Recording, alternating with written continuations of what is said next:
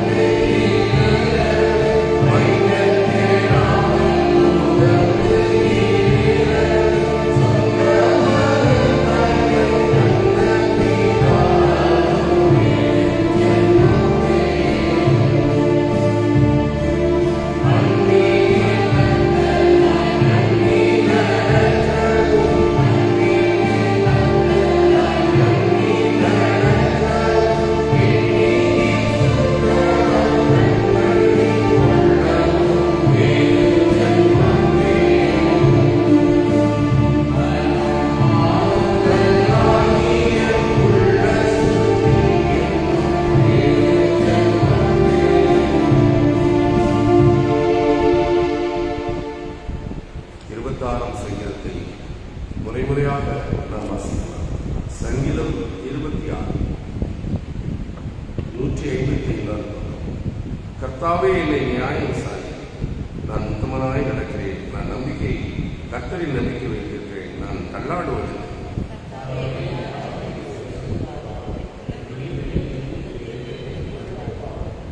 உமது கிருபை என் கண்களுக்கு முன் இருக்கிறது, உமது சத்தியத்திலே நடந்து கொள்கிறேன். தீமை செய்வோரின் கூட்டத்தை நான் பகைக்கிறேன், பொல்லாதவரோடு உட்காரேன்.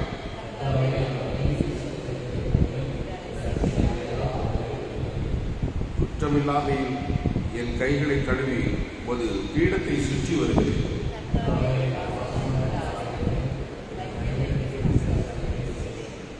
என் ஆத்மாவை பாவிகளோடும் என் ஜீவனை இரத்த பிரிவுகளோடும் வாரிக்கொள்ளாதே.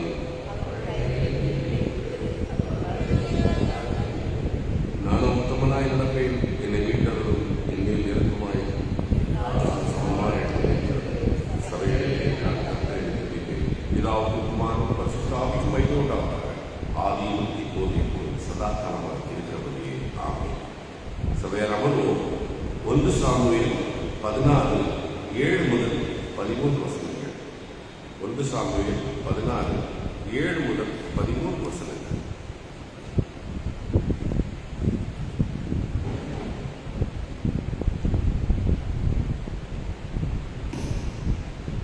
சாமுவேல் 16ஆம் அதிகாரம் வசனங்கள் 7 முதல் 13 முடிய. கர்த்தர் சாமுவேலை நோக்கி, நீ இவனுடைய முகத்தையும் இவனுடைய சரீர வளர்ச்சியை பார்க்க வேண்டாம், நான் இவனை புறக்கணித்தேன். மனுஷன் பார்க்கிறபடி நான் பாரேன். மனுஷன் முகத்தை பார்ப்பான், கர்த்தரோ இருதயத்தை பார்க்கிறார் என்றார். அப்பொழுது ஈசாய் அபினதாபை அழைத்து அவனை சாமுவேலுக்கு முன்பாக கடந்து போக பண்ணினான். அவன், இவனையும் கர்த்தர் தெரிந்து கொள்ளவில்லை என்றான். ஈசாய் சம்மாவையும் கடந்து போக பண்ணினான். அவன், இவனையும் கர்த்தர் தெரிந்து கொள்ளவில்லை என்றான். இப்படி ஈசாய் தன் குமாரரில் 7 பேரை சாமுவேலுக்கு முன்பாக கடந்து போக பண்ணினான். பின்பு சாமுவேல் ஈசாயை பார்த்து, கர்த்தர் இவர்களில் ஒருவனையும் தெரிந்து கொள்ளவில்லை என்று சொல்லி, உன் பிள்ளைகள் இவ்வளவு தானா என்று ஈசாயை கேட்டான். அதற்கு அவன், இன்னும் எல்லாருக்கும் இளையவன் ஒருவன் இருக்கிறான், அவன் ஆடுகளை மேய்த்துக் கொண்டிருக்கிறான் என்றான். அப்பொழுது சாமுவேல் ஈசாயை நோக்கி, ஆள் அனுப்பி அவனை அழைத்து, அவனை இங்கே வரும் மட்டும் நான் தங்கி இருக்க மாட்டேன் என்றான். ஆள் அனுப்பி அவனை அழைப்பித்தான். அவன் சிவந்த மேனியும் அழகிய கண்களும் நல்ல ரூபமும் உள்ளவனாய் இருந்தான். அப்பொழுது கர்த்தர், இவன் தான், நீ எழுந்து இவனை அபிஷேகம் பண்ணி என்றார். அப்பொழுது சாமுவேல் தைல கொம்பை எடுத்து அவனை அவன் சகோதரர் நடுவிலே அபிஷேகம் பண்ணினான். அந்நாள் முதற்கொண்டு கர்த்தருடைய ஆவியானவர் தாவீதின் மேல் வந்து இறங்கி இருந்தார்.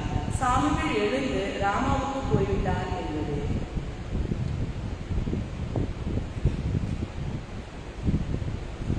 முதல் வேதபாகம் முடிந்தது.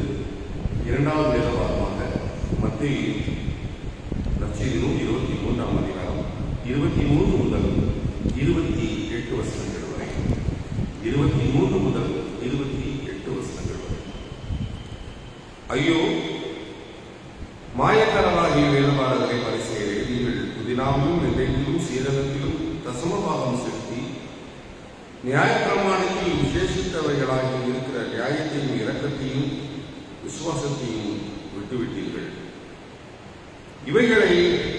இவைகளையும் செய்ய வேண்டும், அவைகளையும் விடாதிருக்க வேண்டும். குருடாரான வழிகாட்டிகளை நீங்கள் கொசுவை வழிகட்டி ஒட்டகத்தை விழுங்குகிறவர்கள். ஐயோ, மாயக்காரராகிய வேதபாரகரை பரிசெயரே, போஜனமான பாத்திரங்களில் வெளிப்புறத்தை சுத்தமாக்குகிறீர்கள், உட்புறத்திலோ கொள்ளையில் தூர் ஆசாபாசமும் நிறைந்திருக்கிறது. குருடனான பரிசேயனை பாத்திரத்தின் வெளிப்புறம் சுத்தமாகும்படி அது உட்புறத்தை முதலாவது சுத்தமாகும். ஐயோ, மாயக்காரராகிய வேதபாரகரை பரிசேயரே, வெளியெடுத்த கல்லறைக்கு ஒப்பாயிருக்கிறீர்கள். அவர்கள் புறமே அலங்காரமாய் காணப்படும், உள்ளேயோ மனிதர்கள் எலும்புகளும் சக அசுத்தங்களும் நிறைந்திருக்கும். அப்படியே நீங்களும் புறமே மனுஷருக்கு நீதிமான்களுக்கு காணப்பட்டும் உள்ளங்களையோ மாயத்தினாலும் அக்கிரமத்தினாலும் நிறைந்திருக்கிறீர்கள் என்பதை வாசிக்க வேண்டிய இடைக்கான நற்செய்தி பாகம் வாசித்து வந்தது. மறுபடியாக நம்முடைய விசுவாசத்தை அப்போஸ்தலர் பிரமாணம் மூலமாக அறிக்கை செய்வோம். பரலோகத்தையும் பூலோகத்தையும் படைத்த சர்வவல்ல பிதாவாகிய கடவுளை விசுவாசிக்கிறேன். அவருடைய ஒரே குமாரனும் நம்முடைய ஆண்டவருமாகிய இயேசு கிறிஸ்துவை விசுவாசிக்கிறேன். இவர் பரிசுத்த ஆவியினால் கர்ப்பத்தில் உட்பவித்து கன்னிமரிடத்தில் பிறந்து பொதுவின் பாதையில் பாடுபட்டு சிலுவையில் அறைந்து கட்டப்பட்டார். பாதாளத்தில் இறங்கி 3 நாள் கருத்து உயர்த்தினார். வரத்திற்கே சர்வவல்ல பிதாவாகிய கடவுளை வலது வாசத்தில் வீசினார். அவரிடத்திலிருந்து உயிரோரையும் மனிதர்களையும் நினைத்து போவார். பரிசுத்த ஆவியானவர் விசுவாசிக்கிறேன். பொதுவான பரிசுத்த கிறிஸ்தவ சபையும் பரிசுத்தவான்களுடைய ஐக்கியமும் பாவமன்னிப்பும் சரீர உயிர்த்தலும் நித்திய ஜீவனும் கொண்டது விசுவாசிக்கிறேன். ஆமென். கிறிஸ்துவுக்குள் பிரியமானவர்களே, இந்த காலை வேளையிலே கடவுள் நமக்கு தருகின்ற படிப்பினை பாடம் என்ன? ஆண்டவருடைய சன்னிதானத்திலே வருகிறோம். நாம் புரிந்து கொள்வதற்கு நம்மோடு அவர் பேசுகின்ற வார்த்தை என்ன என்று சிந்திப்பதற்கு சற்று முன்பு வாசித்த காஸ்டல் 23ஆம் அதிகாரத்திலே 28ஆம் வசனத்தை வாசிக்கிறேன். அப்படியே நீங்களும் மனுஷருக்கு நீதிமான்கள் என்று புறம்பே காணப்படுகிறீர்கள், உள்ளத்திலோ மாயத்தினாலும் அக்கிரமத்தினாலும் நிறைந்திருக்கிறீர்கள். ஜெபம் செய்வோம். எங்களை நேசிக்கிற எங்கள் அன்பின் ஆண்டவரே, ஆண்டவர் எங்களிடத்தில் என்ன பார்க்கிறேன், என்ன எதிர்பார்க்கிறேன் என்பதை சரியாக புரிந்து கொண்டு எங்களுடைய ஆன்மீக வாழ்விலே நாங்கள் குறை காணாத பிள்ளைகளாக நடந்து கொள்ள ஆண்டவர் எங்களை போல் பக்குவப்படுத்தும். ஆண்டவர் எங்களோடு பேசி இயேசு நாமத்திலே ஒரு பாதம் அடித்து கேட்கிறோம். ஜெபங்கள் நல்ல பிதாவே. ஆமென். கிறிஸ்துவுக்குள் பிரியமானவர்களே, ஆண்டவர் ஆலயத்தில் வந்து பார்க்கிறார். பரிசேயர்கள், வேதபாரகர்கள் இவர்களெல்லாம் மோசேயின் ஆசனத்திலே அத்தாரிட்டி அதில் உட்கார்ந்திருந்தார். அப்போது அவர் ஜனங்களை பார்த்து பேசுகிறார். பேசுகிற பேச்சுடைய கண்டினியூஷன் தான் நீண்ட பெரிய அவர் உரையாற்றுகிறார். என்ன சொல்லுகிறார் என்று சொன்னார், அவர்கள் சொல்லுவதெல்லாம் நீங்கள் கேட்டு நடங்கள், ஆனால் அவர்கள் செய்கிற பிரகாரமாக நடக்காதீர்கள். ஏனென்றால் அவர்கள் சொல்லுக்கும் செயலுக்கும் நிறைய இடைவெளி இருக்கிறது என்பதை இந்த அதிகாரம் ஆரம்பத்திலே பின்பு இயேசு ஜனங்களையும் சீசரை பார்த்து வேதவாதம் பரிசேயர் மோசேயின் ஆசனத்திலே உட்கார்ந்திருக்கிறார்கள். ஆகவே அவர்கள் உங்களுக்கு சொல்கிற யாவையும் கைக்கொண்டு செய்யுங்கள், அவர்கள் செய்கிறபடியோ செய்யாதீர்கள். இந்த வார்த்தையை முன்வைக்கிறார். இந்த விஷயங்கள் தான் பேசுகிறார். இடைவெளி அதிகம் இருக்கிறது. சொல்லுகிறார்கள் அத்தாரிட்டி, நாங்க தான் ரிலீஜியஸ் அத்தாரிட்டி, நாங்கள் சொல்லும்படிதான் மக்கள் கேட்கணும் என்றெல்லாம் அவர்கள் சொல்லுகிறார்கள். ஆனால் அதற்கு உள்ளான காரியத்திலே அவர்கள் இருக்கிற லாக்கிங். ஆகவே ஆண்டவர் கடிந்து பேசுகிறார். அந்த இடத்துல அடித்து பேசுகிறார் என்று சொல்வதை விட ஒரு வார்த்தையே ஐந்து அவர்களுக்கு ஆண்டவர் சொல்லுகிற வார்த்தை. ஏனென்றால் கடவுள் வந்து என்னன்னா, அவர் God looks at the heart. மனசுல பார்க்கிறாரு, not outside. உன் மனசு எப்படி இருக்கிறதோ அது உன் செயலிலே வெளிப்படும். ஹிப்போக்ரட்ஸ், மாய்மாலக்காரர்கள், மாயக்காரர்களே அப்படின்னு கடிந்து பேசுகிறார். அந்த வார்த்தை எவ்வளவு கடினமான வார்த்தை. ஏனென்றால் outwardly appearance is beautiful. உதாரணத்துக்கு இருக்கு, கல்லறைக்கு வெள்ளையடிக்கப்பட்ட கல்லறைக்கு உப்பாக இருக்கிறீர்கள் நீங்கள். வெளிப்புறமே அது அழகாக இருக்கும், அதை அலங்கரிக்கிறீர்கள், அழகுபடுத்துகிறீர்கள், ஒயிட் வாஷ் பண்றீங்க, எல்லாம் டெக்கரேட் பண்றீங்க, வசனம் எழுதுறீங்க, எல்லாம் ஆயிடுச்சு. ஆனா அதன் உள்ளே எப்படி இருக்கும் அதை நினைப்பார்கள். within the dead man bones and uncleanness. அதை பார்க்க முடியாது, அலுவலகத்தக்கதாக இருக்கும். அப்படித்தான் உங்களுடைய கிறிஸ்தவ வாழ்வு இருக்கிறது. நீங்கள் மக்களுக்கு போதிக்கிறீர்கள் நீங்கள் எப்படி இருக்க வேண்டும் என்று. அந்த ரிலீஜியஸ் லீடரை, வெளிவேடக்காரர்களை, மறைநூல் அறிஞர்களை, பரிசேயர்களை, சதுசேயர்களை பார்த்து ஆண்டவர் கடினமான வார்த்தைகளை உபயோகிக்கிறார். பிரியமானவர்களே, மோர் concern about appearance than truth. அவர்கள் உண்மையை விட வெளித்தோற்றத்துக்கு அதிக முக்கியத்துவம் கொடுக்கிறார்கள். அது இங்கே கடவுள் சுட்டிக்காட்டி பேசுகிறார். Words for action but not God. அதுதான் அவருக்கு இங்கே கோபம். அழகான வார்த்தைகளை இருக்கிறார். பிரியமானவர்களே, இங்கே பார்த்தீர்கள் என்றால் நீங்கள் மற்ற காரியங்கள் எல்லாம் கரெக்டா இருக்கிறீங்க, ஆனா நியாயபரமான என்ன சுட்டி காட்டுகிறது, எது ரொம்ப முக்கியம், அதுல நீங்க கவனம் பண்ணிக்கிறது இல்ல. We can easy to fool others. நீங்க மற்றவர்களை எளிதாக முட்டாளாக்குகிறீர்கள், அது செய்யாதீங்க. மாயக்காரனாகி வேதவாரே பரிசேயரே, நீங்கள் புதினாவிலும் வெந்தயத்திலும் சீரகத்திலும் தசமமாக செலுத்தி நியாயபரமானத்தில் விசேஷித்த வகைகளாகிய நியாயத்தை என்ன அது ரொம்ப முக்கியமானது, அதை நீங்க உறுதியில்லை. மற்ற காரியங்கள் எல்லாம் நீங்க சொல்றீங்க, ஆனா அதுல ரொம்ப விசேஷித்தமான நீதி, அதாவது நியாயம், இரக்கம், விசுவாசம், இது ஒன்றும் அதை நீங்க சொல்றீங்களா, அதை ஸ்ட்ரெஸ் பண்றீங்களா? இல்லவே இல்லையே. ஆக பாத்திரத்தை எழுதுறோம், ஜீ கொண்டு வரோம், விருந்தாளி கொண்டு வரோம், வெளி சைடு ரொம்ப நல்லா இருக்கு, 2 சிப்பு பிடிச்சி உள்ள அப்படி பார்த்தோம்னா நல்லா இல்லை. அப்போ நமக்கு அது குறிக்க மனசு இருக்கும். ஒரு பாத்திரத்தை உபயோகிப்பதே அது உட்புறம் தான். வெளிப்புறம் காட்சி, உள்புறம் நமக்கு சுத்தமா இருக்கும். அழகாக ரொம்ப எளிதாக புரிந்து கொள்கிற நிலையிலே காட்டுகிறார். மாயக்காரர்களே, போதன பாத்திரங்களின் வெளிப்புறத்தை சுத்தமாக்குகிறீர்கள், உட்புறத்திலோ கொள்ளையும் துர் ஆசாபாசங்களும் நிறைந்திருக்கின்றன. வசனம் படித்தீங்களே, 75வது. அப்போ கடவுள் என்ன எதிர்பார்க்கிறார்? ஆண்டவர் எதிர்பார்க்கிறார் என்ன? முதலே உள்ள சுத்தி இருந்து உள்ள சுத்தமாக வேலை திரும்ப வேண்டும். இரண்டாவது சங்கீதம் வாசிப்போம். எத்தனாம் சங்கீதமா? 26.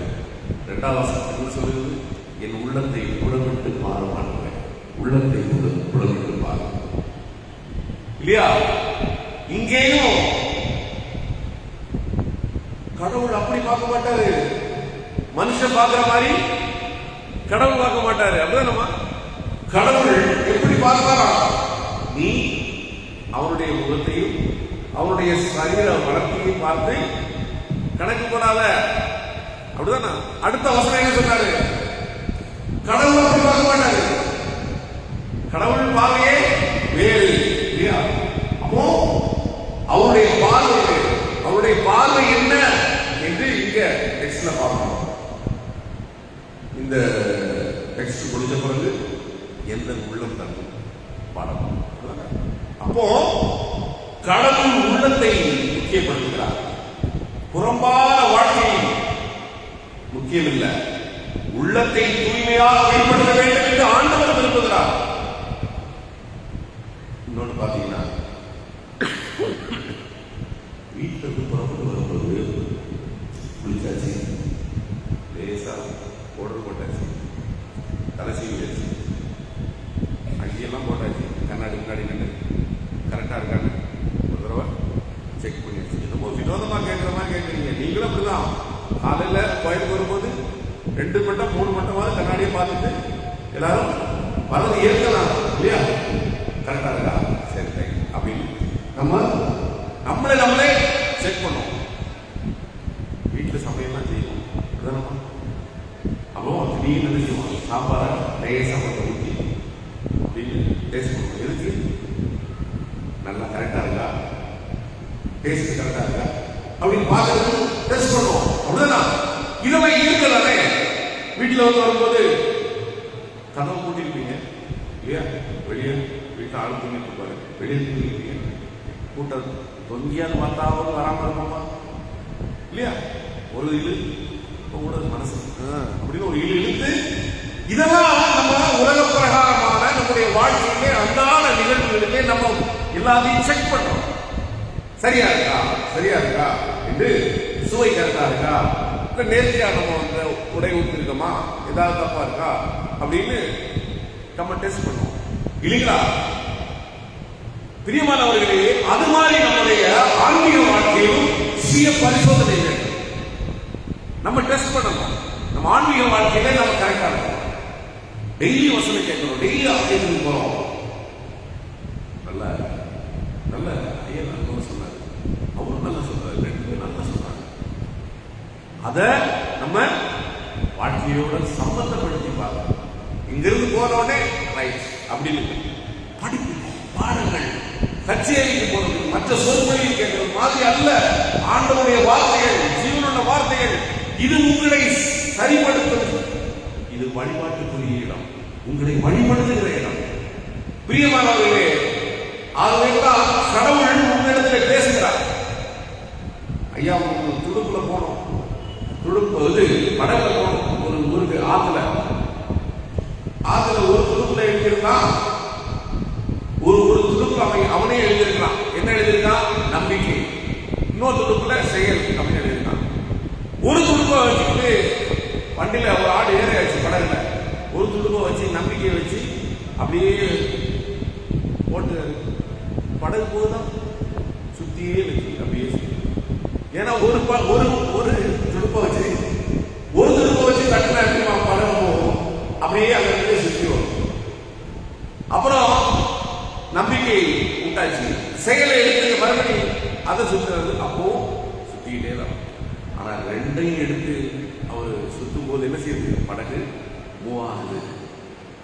ஆற்றில போற பயணத்துக்கு மட்டுமல்ல, நம்முடைய ஆன்மீக பயணத்திலும் 2 துடுப்பு வேணும். நம்ம கடவுள் மேல் வைத்திருக்கிற நம்பிக்கை அது நம்முடைய செயலில் வெளிப்பட வேண்டும். செயலில் வெளிப்படவில்லை என்றால் அந்த நம்பிக்கை எப்படி? வீட்டுல சொல்றீங்க, நான் ரொம்ப உங்களோட பாசமா இருக்கிறேன், எங்க புரிஞ்சுக்க மாட்டீங்க, ஒரு டீ கூட போட்டு கொடுக்க மாட்டீங்க, டிஃபன் எடுத்து வைக்க மாட்டீங்க, சாப்பாடு கொடுக்க மாட்டீங்க, சரியான நேரத்துல நான் ரொம்ப உங்களை நேசிக்கிறேங்க, அன்பா இருக்கிறேன்னா என்னது அர்த்தம்? வேடிக்கையா இருந்தானே, அவ்வளவுதான். சார் எங்க வீட்டுக்காரங்க நான் ஒரு சொன்னா ஒரு வாக்கு முடிய மாட்டேன், அவருக்கு அவ்வளவு மேல பக்தியும் அன்பும் காட்ட வேண்டாம். வீட்டுக்கு போனா அவரை கண்டுக்கே வச்சுக்கோங்க. அப்புறம் எப்படி அல்லது மனைவியை வச்சுக்கோங்க. எனக்கு கிடைச்ச மாதிரி மனைவி வேற யாருக்கு கிடைக்கும் அப்படின்னு சொல்லிட்டு வீட்டுல எப்போதும் மனைவியை கடிந்து பேசின கணவர்கள் இருந்தால் அது அர்த்தம் இல்லை. பிரியமானவர்களே, கடவுள் அதைத்தான் சொல்லுகிறார். என்ன முக்கியமாக சொல்லுகிறது? வசனம் என்ன சொல்லுகிறது? நீதி, இரக்கம், நம்பிக்கை. அது உங்ககிட்ட இருக்கிறதா? இல்லையே. அது உங்ககிட்ட இல்ல. மற்ற புதினால காணிக்க கொண்டு வருவதுதான் நான் விரும்புறேன்னா, நான் அதான் கேட்கிறேன், தசம் போல கேட்கிறேன்னா, நீ யாரையும் புறப்பாடு எது முக்கியமோ அதை ஸ்கிப் பண்ணிட்டு நீங்க வேற எல்லாம் பேசுறீங்க. வேடக்காரிகளே, மாய்மாலக்காரிகளே, ஹிப்போக்ரட்ஸ். என்ன வார்த்தை சொல்லுகிறாங்க? faith is not a show. அதை நம்ம புரிஞ்சுக்கணும். நம்ம ஷோ பண்ண வைக்கல விசுவாசம். கடவுள் இங்கே கண்டித்து பேசுகிறார். நீதினா என்னமா? நீ நியாயத்தை நீதி புரட்டுறீங்க சொல்றாங்க. நீதினா என்ன?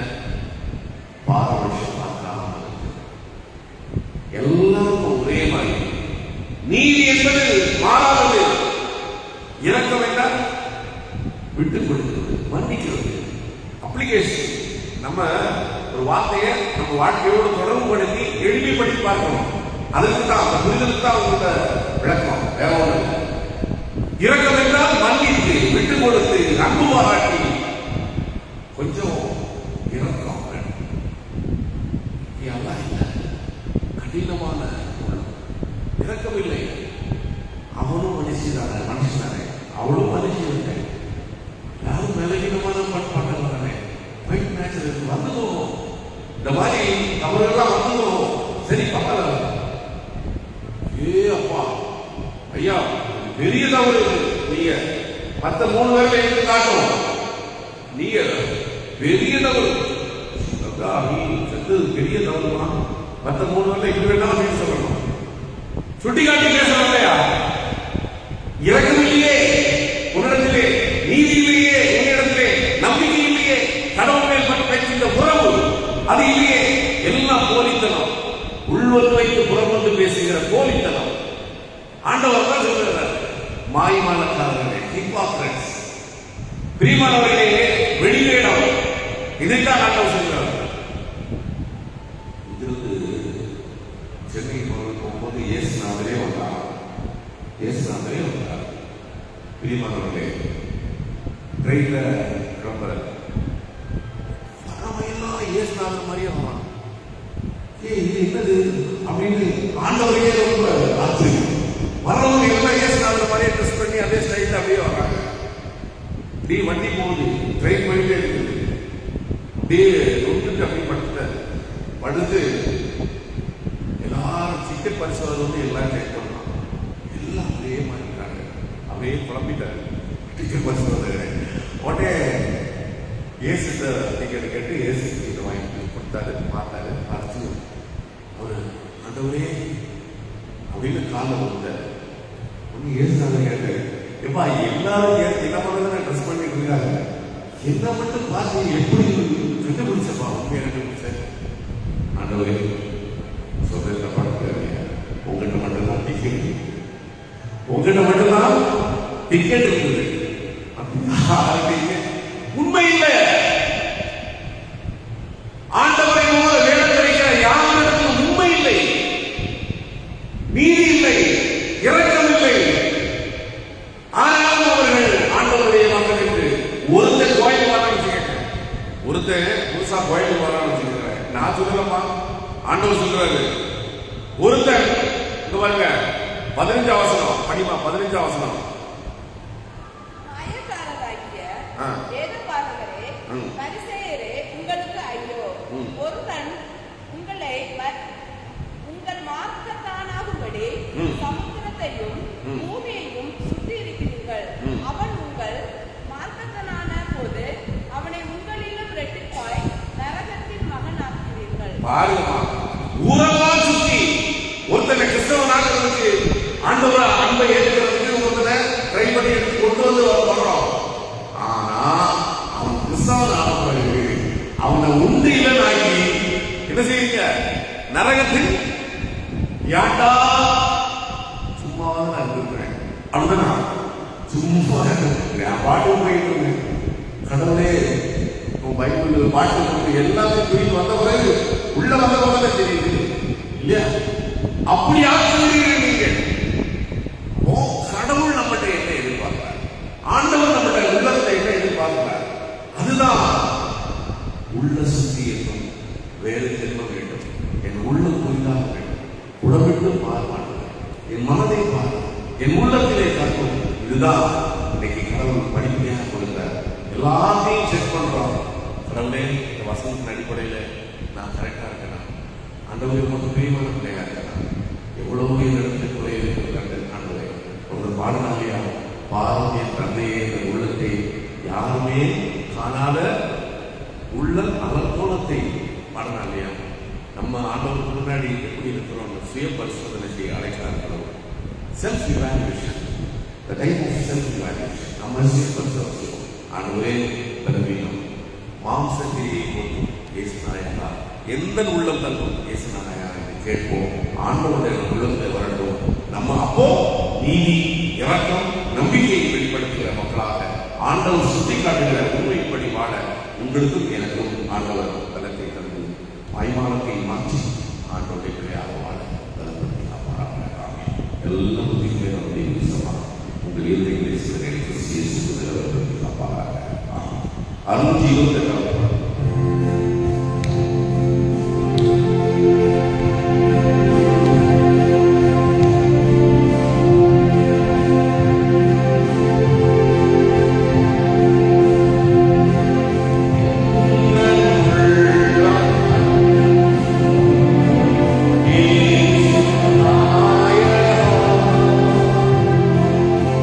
உந்தன்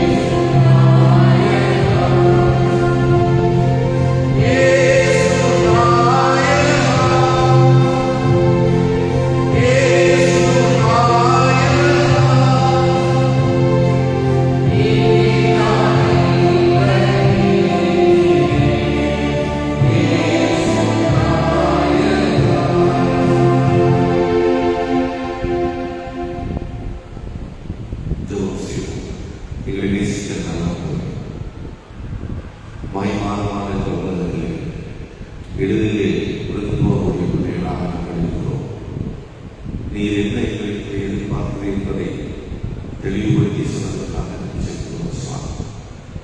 மனிதனை எளிதிலே ஏமாற்றிவிட முடியும். மகத்துவமுள்ள எங்கள் ஆண்டவருக்கு முன் நாங்கள் உண்மையாக இருக்க வேண்டும் என்று வாசிக்கிறோம் சுவாமி. எல்லாம் போய் பேசுவது, செய்வது, ஆண்டவரை நடப்பது எல்லாவற்றிலும் மாயமாக இருக்கிறோம் சுவாமி. இப்படிப்பட்ட பலவீனத்திலே விழுந்து விடாதபடி பரிசேயர்களையும் சதுசேயர்களையும் வேதபாரர்களை பார்த்து ஐயோ என்று அந்த ஆயத்தில் பேசின வார்த்தைகள் எங்கள் காதுகளில் ஒலிக்கிறோம் சுவாமி.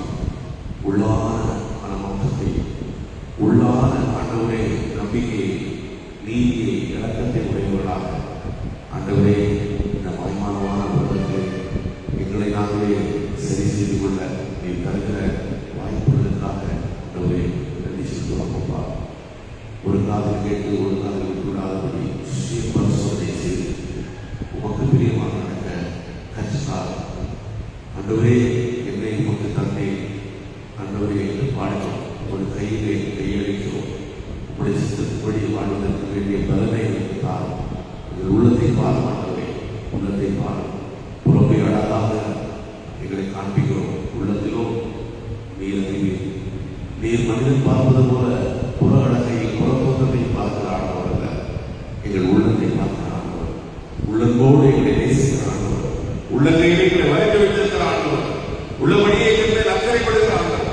ஆண்டவரே எங்களை மாற்று, உடைய பிள்ளையாக மாற்று, உடைய பிள்ளையாக மாற்று. ஆண்டவரே எங்கள் செய்தியை உண்மை இருக்க வேண்டும். எங்கள் குடும்ப வாழ்க்கையிலே உண்மை இருக்க வேண்டும். எங்கள் பணிதளத்திலே நாங்கள் உண்மையாக நடக்க வேண்டும். எங்கள் ஆலயத்திலே உண்மைக்கு சாட்சி கொடுக்கிறவர்களாக எங்கள் சொல் செயல் எல்லாவற்றிலும் ஆண்டவரை ஒரு சேர்ந்த உண்மையை ஆண்டவர் வெளிப்படுத்துகிறவர்களாக வாழ ஆண்டவர் எங்களை பக்குவப்படுத்தும். எங்கள் திருச்சபை கமிட்டி அங்கத்தினர்கள் ஆண்டவரே நீக்குமா மற்றும் கோயில்களை இதர அணலி ஊழியர் ஆலயத்தில் சுத்தப்படுகிற பணிகள் யாவரையும் ஆண்டவர் ஆசீர்வதி ஆண்டவர் ஆசீர்வதி. இந்த ஆலயத்தை செயல்படுகிற ஒவ்வொரு முறைகளையும் ஈடுபடுத்துவோம். இந்த நாளை விசேஷ நாளாக பார்த்த மக்களோடு அவர்களோடு ஒரு பேசல் நடந்திருக்கட்டும் சுவாமி. ஆண்டவரை தந்தைகளுக்கு ஜபகூடத்தை ஏற்பாடு செய்திருக்கிற ஏழைமான சர்வனுடைய வீட்டில் உடைய தெய்வீக பிரசன்னம் இருந்து இன்றைக்கு ஜபகூடத்தை ஆசீர்வதித்து தர வேண்டும் என்று நாங்கள் செய்கிறோம். அந்த யாவையும் ஆசீர்வதிப்போம். இந்த உலகத்திலே நாங்கள் இதை கொண்டு வந்ததில்லை, இதை கொண்டு போவதில்லை. உடைய பிள்ளைகளாக வாழ்வதை நடத்தும். இந்த காலை நேரத்திலே வாத்தியோடு ஒரு கூட்ட ஜனத்தை ஆண்டவரை உடைய சந்திரத்திலே கூட்டி சேர்க்கிறேன். அதற்காக நன்றி செலுத்துகிறோம். ஒவ்வொரு நாளும் ஆண்டவரை ஊழியர்களை கொண்டு தந்த படிப்பனையும் பாடங்கள் எங்கள் மக்களுக்கு பிரோஜனப்பட ஆண்டவரை அருள் செய்யும். வெளியூரில் வெளிநாடுகளிலிருந்து கவனிக்கிற பிள்ளைகளை ஆண்டவர் பொருட்படுத்திக் கொள்ளும். ஆண்டவரே வெளிநாடுகளிலே இருந்து பணி செய்கிற பிள்ளைகளோடு விசேஷிக்கும் தேச கடந்து இருக்கட்டும். அப்பா நீ பொருட்படுத்திக் கொள்ளும், நீ பொருட்படுத்திக் கொள்ளும். கேட்கப்பட்ட எல்லா நன்மைகளையும் சுபகாரியங்கள் நடப்பது ஆண்டவரே அந்த சுபகாரியங்கள் நடக்கிற வீட்டில் ஒரு திடீர் பிரசனம் இருக்கட்டும். ஆண்டவரை ஏழை மக்கள் புறப்படுத்துகிற யாத்திரையில் ஆண்டவருடைய கிருபை இருக்கட்டும். ஆண்டவர் பொருட்படுத்திக் கொள்ளும். விசேஷ நாட்களை கொண்டாடுகிற பிள்ளைகளோடு ஒரு விசேஷ நாள் இருக்கட்டும். இயேசுவின் வல்லமையான நாமத்தில் எங்களை பாதமடைந்து முழுக்க நம்பிக்கையோடு தெரிவிக்கிறோம். எங்கள் திருமணம் நல்ல பிதாவே. மரமடைந்து